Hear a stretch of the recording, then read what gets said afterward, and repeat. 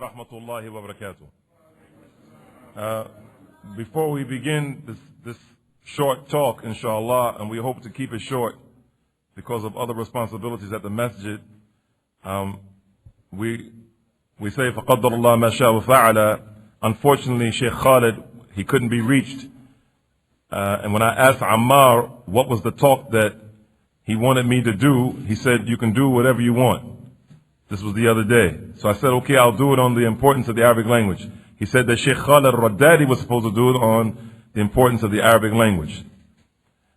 So I didn't come prepared to speak about the importance of the Arabic language, but since the Sheikh we didn't get him, it was decreed that Allah didn't allow us to get him, then inshallah I'll present something on the Arabic language and how to approach studying the Arabic language, inshallah. Because this is being presented by an Arabic institute here in Philadelphia, and we ask Allah subhanahu wa ta'ala to make them successful in disseminating the knowledge of the Arabic language to the people so that they may get closer to Allah, because the Arabic language, and this is the most important point that we wanted to make, the Arabic language should not be the goal. It should not be the goal, it should be the means to the goal. And the goal is to be able to worship Allah and understand what Allah is saying in His book. According to the scholars of Islam and the scholars of the Arabic language is a Semitic language. It is a Semitic language. And for those who don't know what Semitic means, and Allah knows best, Semitic means those languages that primarily come from the Middle East. Primarily, in general, a general definition could be any of those languages that come from the Middle East. Like for instance, Syriac. Like for instance, Aramaic. Like for instance, Amharic. Like for instance, Hebrew. And Arabic is one of those languages. And the scholars of Islam, more specifically the scholars of linguistics, or the language of Arabic, they say that Arabic has in its origin, geographically, the area of Yemen. Yemen, in the strongest opinion, the scholars of language, specifically with Arabic, that the home and the origin of the Arabic language is Yemen. And then from there it spread. And when we look at the narrations that talk about the Arabic language and the Arabs, if we go back and look at those books written by the Muslim writers, and more specifically the Arab writers, and even the Orientalist writers, those who are called Mustashfiqun, we find that this is the case. This seems to be the strongest opinion, that the Arabic language and the Arabs, the origin of them is Yemen. If we look at some of the narrations, like for instance the hadith in Sahih al-Bukhari, where the narrator, the Rawi, whom I remember inshallah, and Allah knows best, is Ibn Abbas. Inshallah ta'ala is Ibn Abbas. Where he said that the Prophet ﷺ in the hadith is a very lengthy hadith. It's a very lengthy hadith in Sahih al-Bukhari, where he said that the Prophet Ibrahim alayhi salatu wasalam took his wife Hajar and his young son Ismail alayhi salatu wasalam, and he left them in Mecca. And at that time, Mecca, there were no people, and there was no cultivation, no vegetation, anything there for them. And he left his wife there with a water skin and some dates. Some of us probably remember this narration. A water skin and some dates. And so when he was about to walk away to go to the foundation of the Kaaba, to the foundation of the Kaaba. He walked away from his wife and his small child. She asked him, "Where are you going?" And he didn't answer. She asked him a second time, "Where are you going?" He didn't answer her. She asked him a third time, "Aina tadhhab?" Where are you going? He didn't answer. Then she said, "Allahu amaraka bihada?" Did Allah order you to do this? And since we're doing this talk on the Arabic language, and we find this in the Quran, some places in the Quran. Here, for those who are at Markaz al-Bayan or studying Arabic, wherever you're studying Arabic, barakallahu fikum, you don't find the ism al-istifham, the particle or the noun of interrogation or asking the question. You don't find hell illahu amaraka bihada. It wasn't Allah that ordered you to do this, and nor do you find Allahu amaraka bihada with the hamza istifham, but rather you find it with a madda. Allahu amaraka bihada. Did Allah order you to do this? And then Ibrahim alayhi salatu wasalam, he said, Naam. He said, yes. And then she said, then Allah will never forsake his servants. Allah will never forsake his servants. And he left his wife and his child there. And then the story continues in the hadith, where it shows that Ismail grew up. He grew up. And when he grew up and became a man came to the door, knocking on the door. And his wife that Ismail had married was asked by that elderly man, "Where's your husband? Where's your husband?" And she said, "He's out getting our livelihood. He's out getting the things that we need, the food and the things that we need." And he asked her a series of questions, 2 or 3 more questions. And then when he returned, before he left, he said to her, "Tell your husband I said change the gate to the door, the threshold of his door, or the threshold of the door to his gate." And so when Ismail came back, he said, "I sensed that you had a visitor." What did he tell you? Who was it? She said it was an old man. An old man. All the way to the end of the story.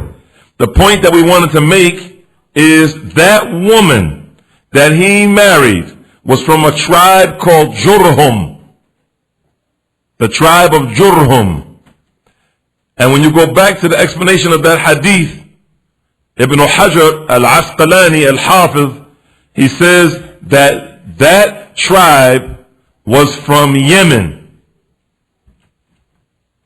And the origin of those people from Yemen, some people say, was from Al-Habasha, from now called Ethiopia. Some people say that. And this is where the scholars differ with regards to the Arabic language. Did Arabic come from originally Ethiopia to Yemen, or did it come from Yemen to Ethiopia or Abyssinia? They have a difference of opinion on this subject. Nonetheless, it seems as though the strongest opinion is that Arabic the origin of it is Yemen. Because in that hadith, it says that Ismail learned Arabic from them, from his wife's tribe. That Ismail learned Arabic from his wife's tribe, the tribe of Jurhum. And we know that there are 2 types of Arabs. There are 2 types of Arabs. The first type are called Al-Arabu Al-Ariba. Al-Arabu Al-Ariba. And the other ones are called Al-Arabu Al-Musta'riba. The first, Al-Arabu Al-Ariba, are the ones who are pure Arabs. They're pure Arabs. And their language, of course, is Arabic. They're pure Arabs in their language, in their culture, in their customs, and their mores, everything. They think Arabic, talk Arabic, live the Arabic culture. We're not talking about the Arabic languages specifically. We're talking about everything together. Everything about them is purely Arabic, meaning no other language was their language, and then they learned Arabic, which is the second type of Arab, which is Ismail. Al-Arab al-Musta'riba are the ones who become Arabs. Their culture becomes Arabic. Their language becomes Arabic, but originally they were not Arabs. And for those brothers who are sitting here who are Arabs, I know at least one is sitting here who's an Arab. They'll all tell you that their language, their Arabic, the dialect they speak, is the best one and the closest one to Fusha. The Egyptians say it, the Palestinians say it, the Jordanians, they say it, the Syrians say it, the Saudis say it, the Kuwaitis, all of them say, no, our Arabic is the one that's closest to Fusha. Our Arabic is the one that's the purest. Only Allah knows best. Only Allah knows best which one is closest to the Fusha, but it would seem as though that the people from Yemen, by virtue of the fact that this is where it comes from, it would seem as though that their slang dialect is closest, and Allah knows best. This is debatable, and it probably will be debated until Yawm al-Qiyamah. Anyway, the Arabic language is a Semitic language, like those other languages which we mentioned. And it's based on a three-letter root. It's based on a three-letter root. This is one of the unique features of the Arabic language. There are some occasions, you'll learn this at Markaz al-Bayan, or wherever, once again, you're studying Arabic. Even if you go to the University of Pennsylvania here, which they have a very nice Arabic program, from what I've seen. And many colleges are like that in universities in America. They have very nice Arabic programs, even though all of them are lacking in something. But there comes a case sometimes where the Arabic words have 4 letters in the roots. And even 5 letters in the roots. But originally, the Arabic language is a 3-letter root. Like for instance, we find the word madhab, which most of us are probably familiar with. Say his madhab is Hanafi, or his madhab is Maliki, or his madhab is Shafi'i, or his madhab is Hanbali. The word madhab comes from an Arabic verb with 3 letters, dhahaba. This is one of the first words you learn at Markaz al-Bayan. Dhahaba. Dhahaba Ahmadu ila Makkata. Ahmad went to Mecca. Dhahaba means to go. And the word dhahabun means gold. Same root. So the word madhab comes from these 3 letters.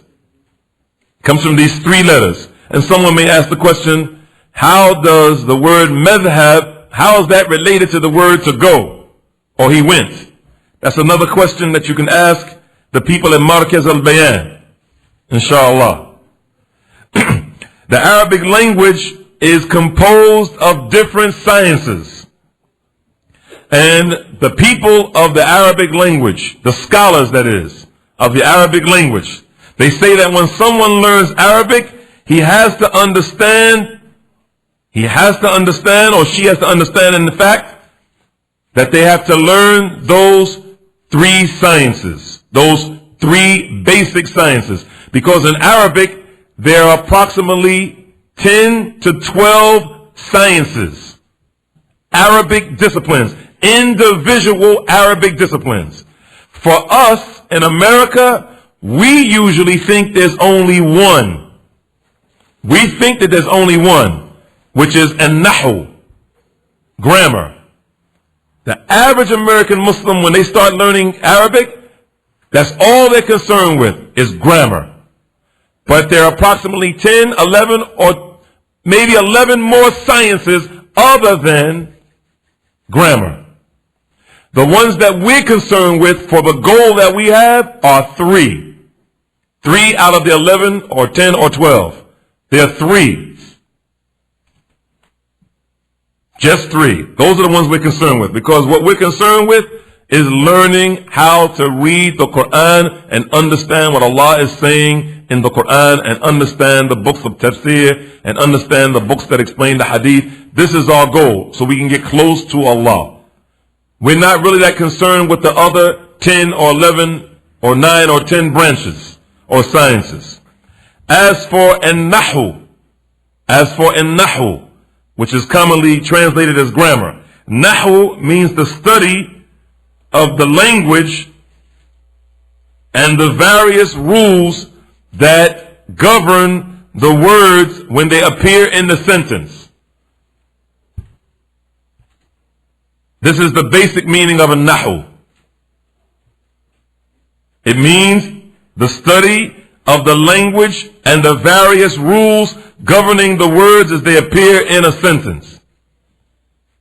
I remember when I was doing grammar classes, that is teaching grammar classes, a technique that I thought about to help people understand what this means is, for instance, you have a sentence and an agent comes into the room. The sentence is like a room, and an agent comes in, like a secret agent. This is what I tell the people in the class. A secret agent comes into the room, which is the sentence, and he takes out his gun and he shoots a word. And depending upon what type of agent he is, if he shoots that word will have a fatha on the end of it, or a kasra on the end of it. But depending upon what type of agent and gun he has, he may not have any effect when he shoots that word in that room. That agent won't have any effect, and that word at the end of it will remain with a dhamma or dhammatain. This is the way I used to explain it to people. So there's something that comes into the sentence that has an effect on the words and the endings of the words. This is what you hear when you study at Markaz al-Bayan called i'rab, which is the changes of the endings of the word and how they appear in the sentence, in the beginning, in the middle, in the end. This is primarily the issue of an-nahu, the issue of an-nahu, which is commonly called grammar. As for the second discipline out of the three that we need to learn when studying Arabic, the second discipline is called as-sarf. As-sarf. The first one is an-nahu, which we call commonly grammar. We've already mentioned that. The second one is called sarf, with a sad. Not sarf with a sin, but sarf with a sad.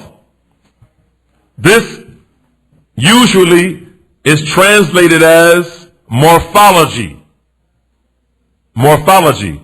And for most of us, unless we've studied linguistics or English in college, then we're not going to know what morphology is.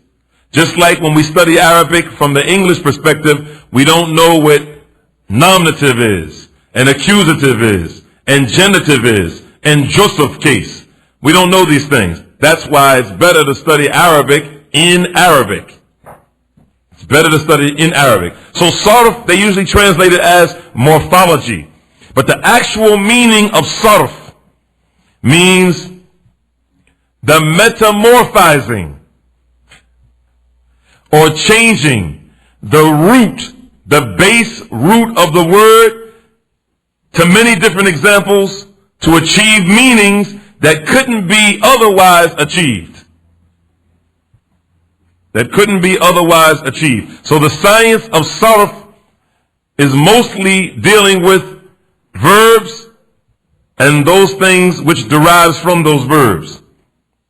And the change that you have in those morphological changes, or those sarfi changes, that change that comes about is done to stretch the meaning and to make the pronunciation of those words easy on the tongue.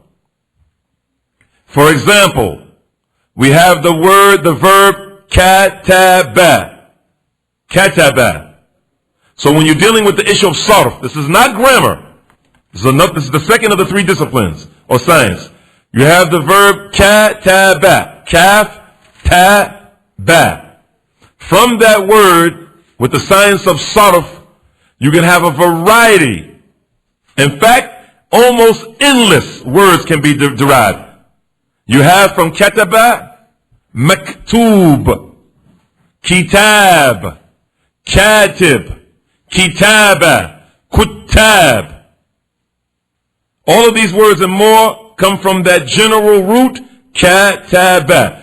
Those changes in the word is called sarf. To give you a clearer example, inshallah, in English we have the word foot, F-O-O-T.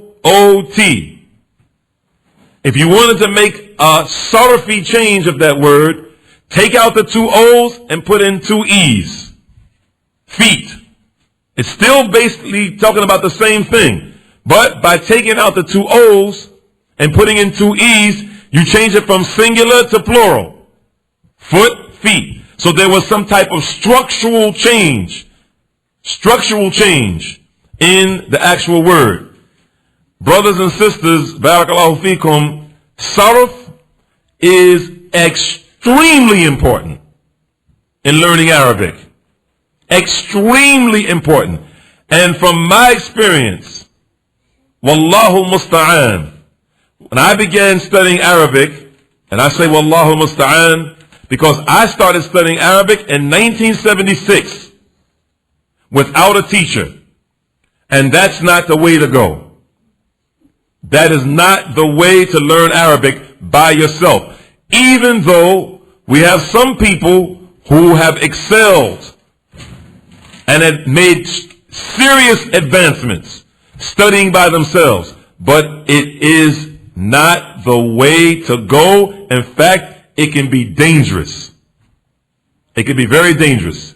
The point that we want to make is that when I began studying in 1976, teaching myself Arabic, I didn't learn sarf. And sarf is essential to learn while you're learning nahu. You have to learn sarf along with the nahu together. Don't learn nahu or grammar by itself. You have to learn sarf together with the nahu, because this is going to strengthen your understanding of what you read.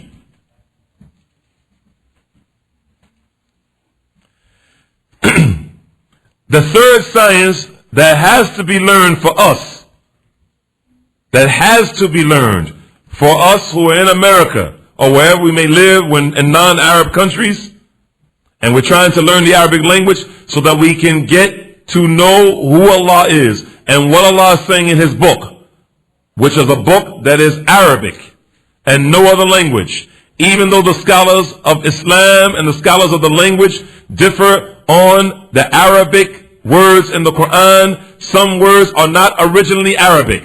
That's another discussion altogether. And it's true, because there's some words in the Quran that are not Arabic, but they are Arabic. They're not Arabic, but they are Arabic, because they're in the Quran. And Allah says this is the Arabic Quran. Qur'anan Arabiyyan. An Arabiyyan Mubin.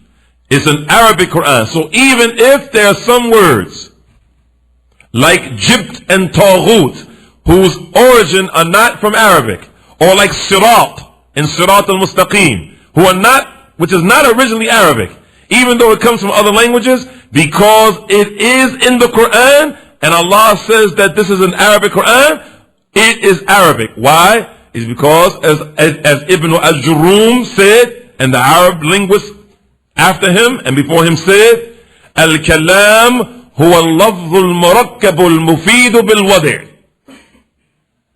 Al-Kalam huwa al-lafzu al-murakkabu al-mufidu bil-wadi'.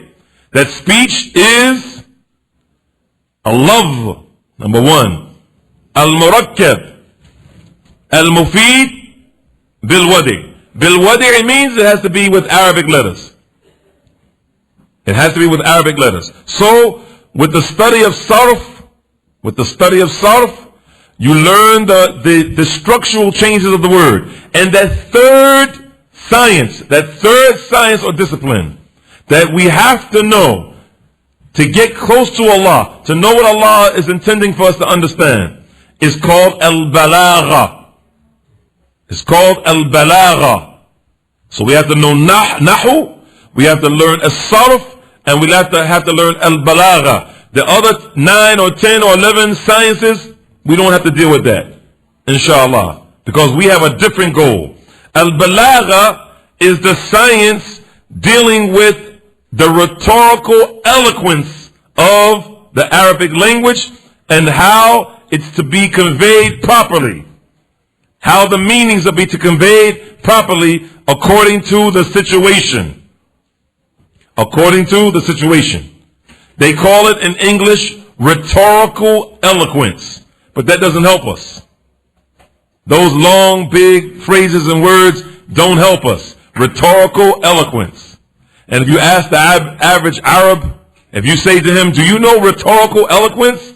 He's not going to know what you're talking about. But if you ask him, do you understand balagha?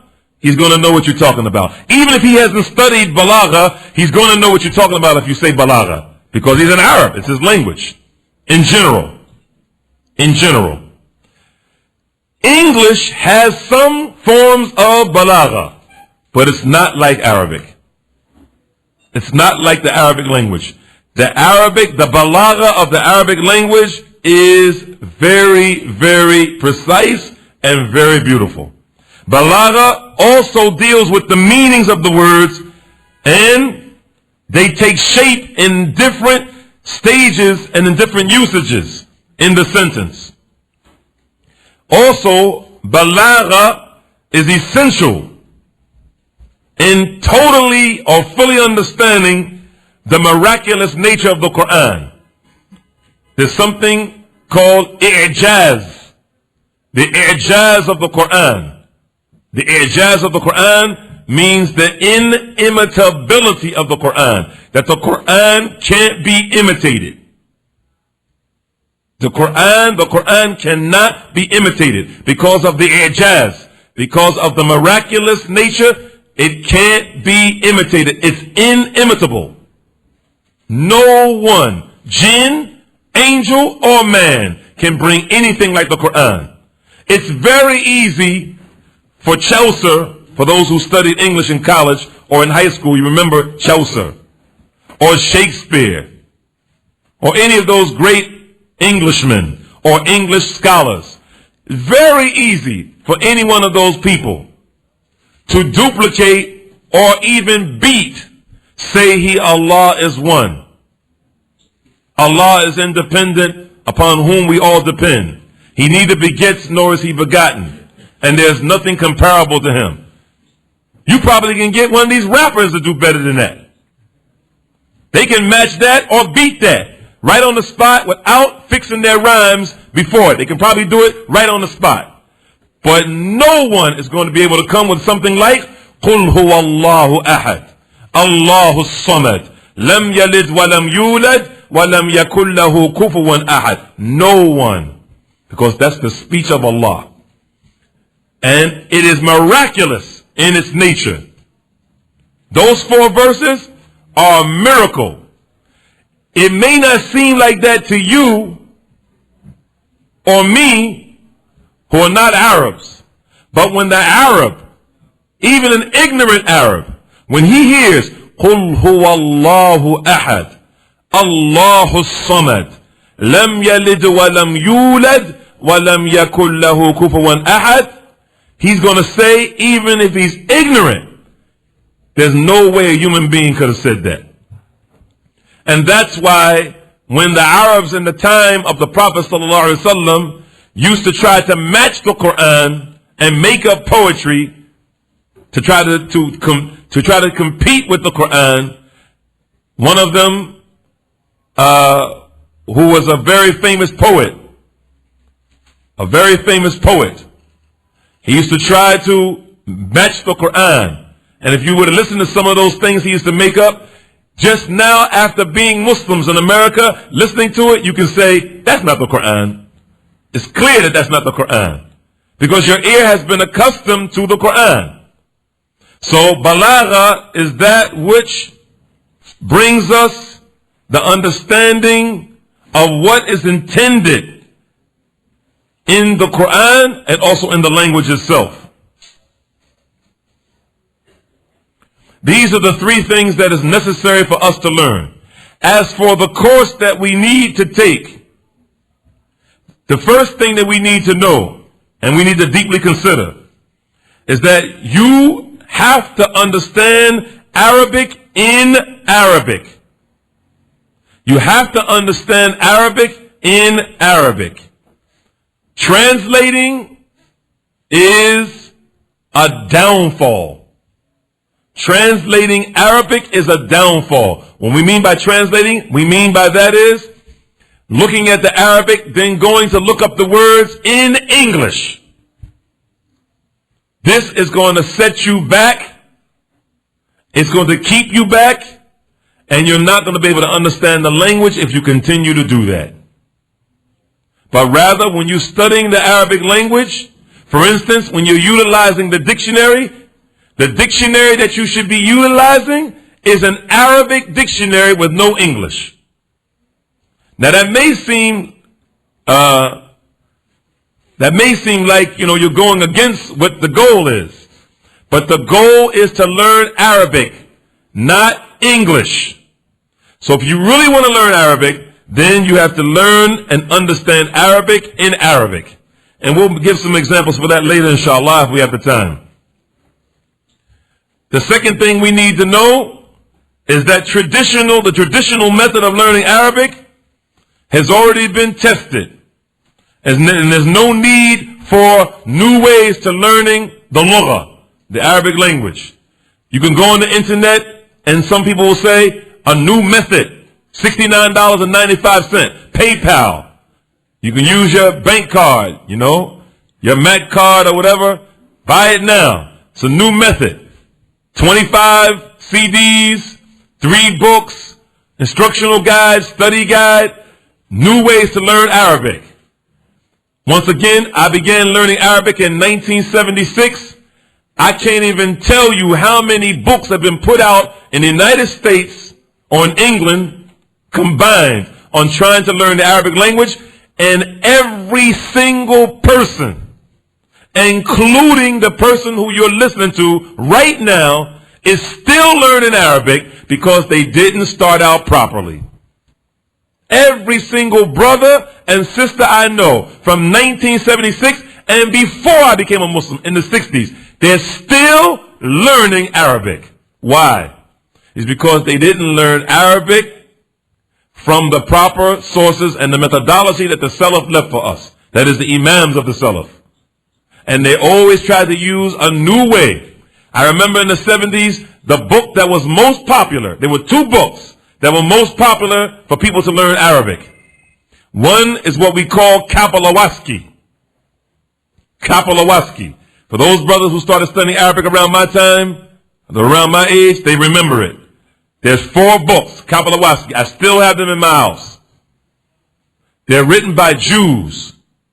And they're very good. They're very good. And in the beginning of the first book, they tell you the reason why they teach Arabic at that Arabic Institute there in Jerusalem. This is the book. It was published in 1928. And they said, and the last publishing I think was around 1940 or 45 or 52. And they said, we have developed this program to tap the Arab press. To tap the Arab press. So we find brothers starting with those books. Or the big orange books. This is what we call them in America. The orange books from Michigan Press. It used to be Michigan Press. The point is that there's no new way to learn Arabic. The way to learn Arabic has already been tested and tried. You don't have to worry about a new developed way. We already have the ways to learn Arabic. Also, we need to know that there's no one book that's going to teach you every single thing you need to know. You won't find one book, brothers. Forget it. It doesn't exist.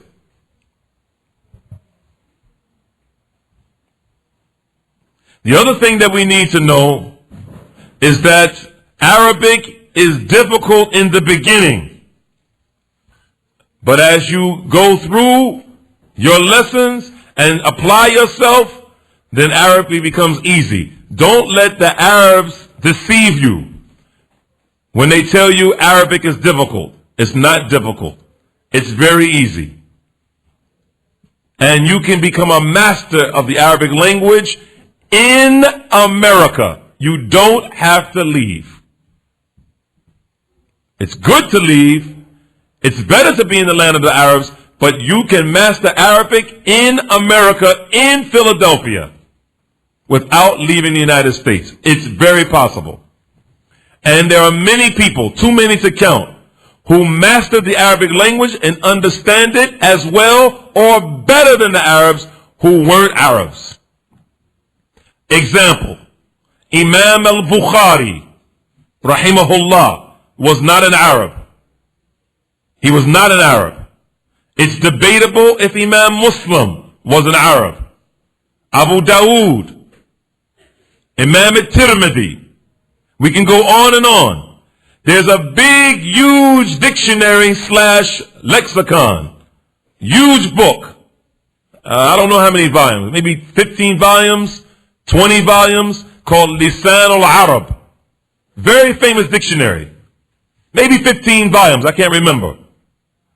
Lisan al-Arab is one of the best books you can get, dictionaries on the Arabic language. Goes halfway across this long table, or maybe a little bit less than halfway across this table in length. It was written by a non-Arab. It was compiled by an African, al-Afriqi, Ibn Manzur al-Afriqi. He was African. His language is not Arabic.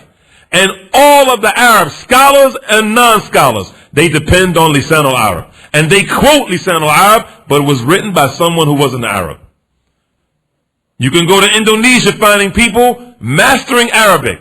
Go to Nigeria. I don't know how many people I've met from Nigeria or Ghana that have mastered the Arabic language, and that's not their language. So don't be fooled into thinking because you're American that you can't learn the Arabic language. Also, you have to understand that you have to take everything of those three sciences that we mentioned, al-Nahu, al-Sarf, and al-Balagha. As for the books that are recommended by the ulama for this difficult in the beginning language to study and easy at the end, like Shaykh al-Uthaymeen rahimahullah, he says, studying the Arabic language is like a house. The door of it is made from iron. He said, but the interior of the house is sugarcane. He said, it's difficult to get into the house in the beginning. But once you get into the house is made of sugarcane. It becomes real easy. The scholars of Islam in our present day time, and the scholars who came before them, and the scholars who came before them, and the scholars who came before them, they say almost in total agreement from what I've seen that the book that is suggested to learn and nahu from, Arabic grammar, the book that is suggested is the book called al-Majariyyah. Al-Majariyyah. This is the book that they all recommend to study, to start from. Al-Majariyyah by Ibn Ajurrum. And they say that the explanation of that book, to begin with, is called Tuhfa al-Thaniyah. Tuhfa al-Thaniyah, which is an explanation of al-Ajrumiyyah. This doesn't mean that you can't start with the Medina books or any of the other books that are available. But the books that the scholars of Ahl Sunnah recommend is al-Ajrumiyyah. That's the book they suggest, and this is the book that I suggest. Because we follow the way of the ulama, not saying you can't start with the Medina books, but the Medina books are not enough. They're not enough.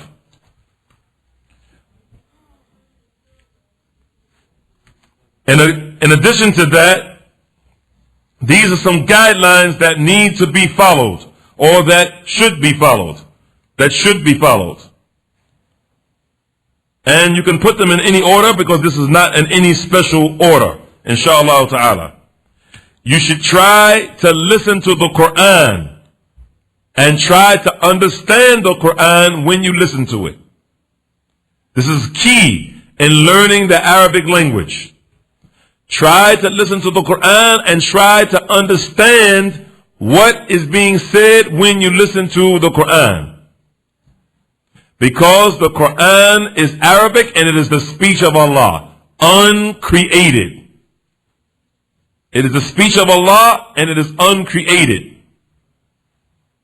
So if you listen to the Quran trying to understand what's being said, this will help tremendously.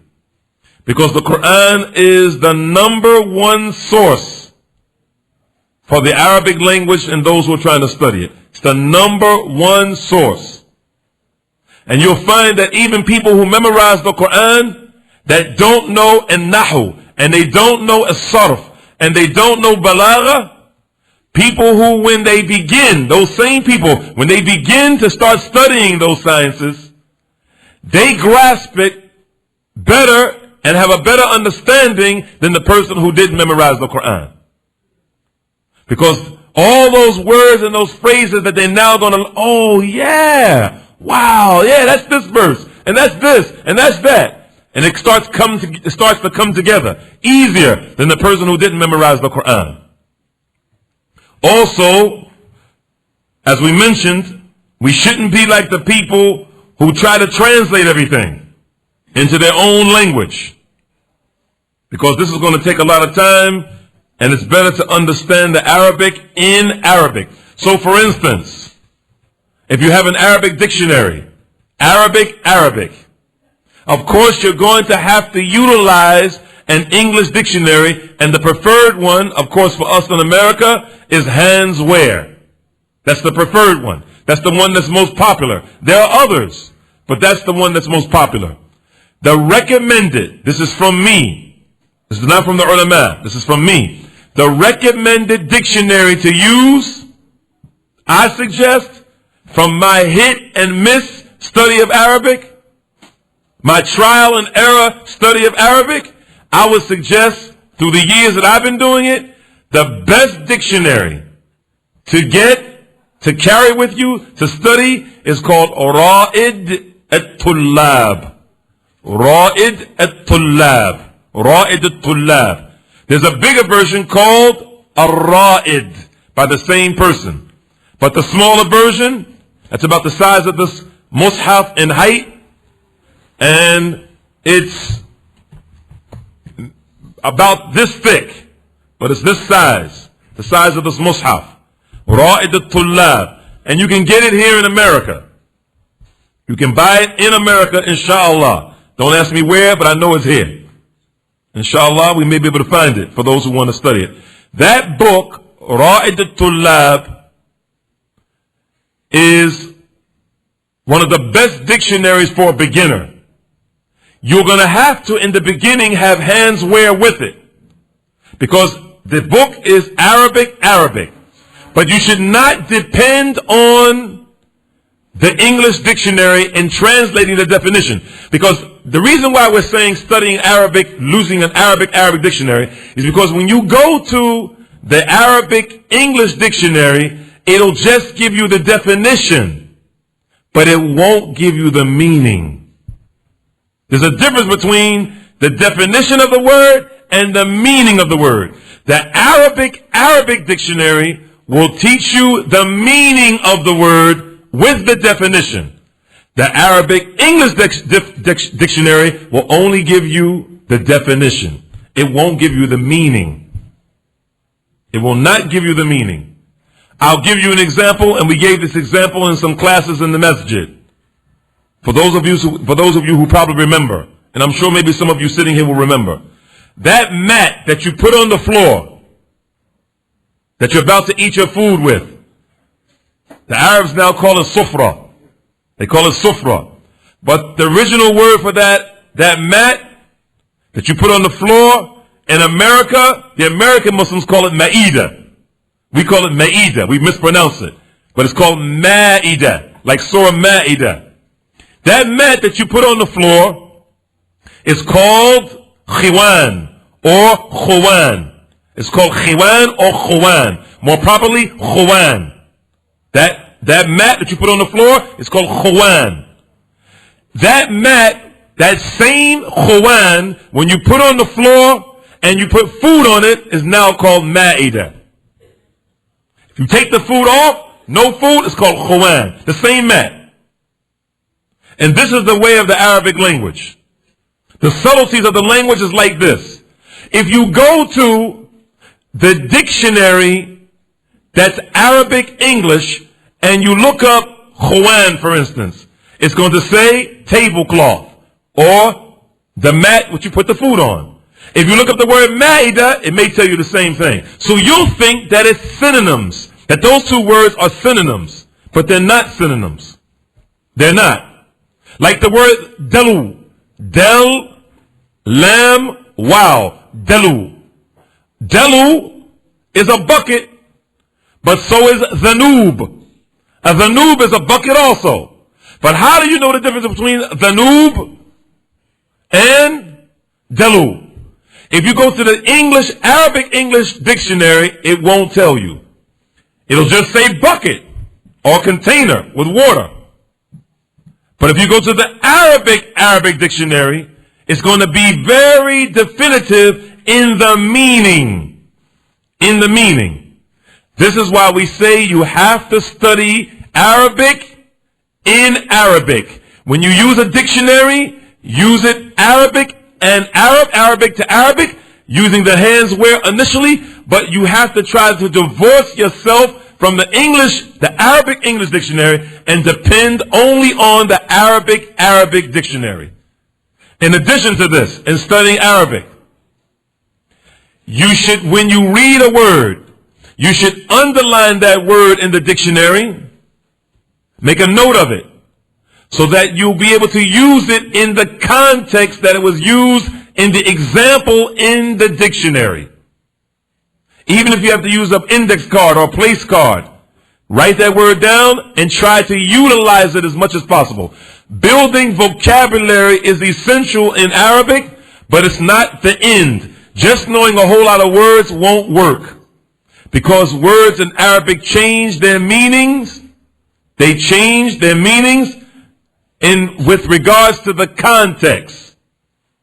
With regards to the context. Another dictionary that could be employed or could be used is called Mu'jam al-Wasit. Mu'jam al-Wasit. Mu'jam al-Wasit. This is a very good dictionary. But the problem with that dictionary is that it's big. It's bulky. So this is the one you're going to leave at home. And Ra'id al-Tullab is the one you're going to carry with you in your car or in your bookcase. But Mu'jam al-Wasit is a very good dictionary. Arabic to Arabic. Also, you have to read as much as you can in Arabic. Read the Quran, read the Hadith, read children's stories. Reading children's stories, stories of the prophets, for instance, stories of the companions that are geared for children. Try to read them as much as possible. And any new word you come across, once again, you go back to the Arabic dictionary. You underline it, highlight it, circle it, or whatever, and you go back to the Arabic dictionary to see the meaning, inshallah. But you have to read as much as you can. Read as much as you can. Also, you have to develop your ear. You have to develop your ear. So, listen if you can to Arabic stations on the radio. If you have a shortwave radio, then listen to Arabic stations. Especially the news. And try to be around the Arabs as much as possible. To listen to the language. Even if it's the slang language. Still, they're going to be using words, many of the words, even in their slang. They're going to be using many of the words that are going to be found in the Quran or found in the Hadith of the Prophet ﷺ or in general Arabic. Please forgive me if you're Moroccan. we're excluding the Moroccans. We're excluding the Moroccans. Because with the Moroccan dialect, there are a lot of things that are not Arabic. It's very difficult. So if you find a Moroccan brother who will speak Fusha with you, this is better. Walillahi alhamd, because many of the people who have excelled in the Arabic language come from Morocco. But the dialect of the Moroccans is one you should try not to get involved in. As for the other Arabs, okay. But please forgive me, Moroccan brothers or sisters that are listening. Please forgive me. This is not to talk bad about you or your culture or your language, but this is a fact and it's a reality, and I'm sure you'll agree. Because in the Arabic of the Moroccans, they have Berber, they have French, they have all these different things inside of it. Also, and we're going to end it here inshallah because we have some obligations at the masjid.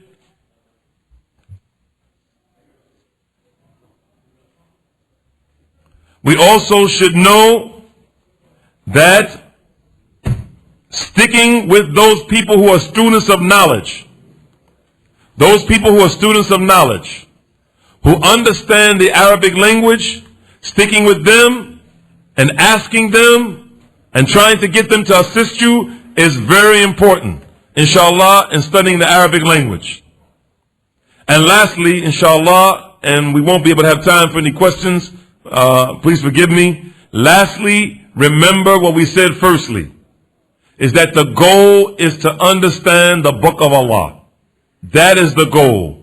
The goal is to understand the book of Allah, to understand that which Allah intended for us to understand in the Quran, and to understand the sunnah of the Messenger of Allah sallallahu alaihi wasallam, so that we can get closer to Allah subhanahu wa ta'ala, and so that we can be those who worship Allah in a state of taqwa. Because having knowledge of the Arabic language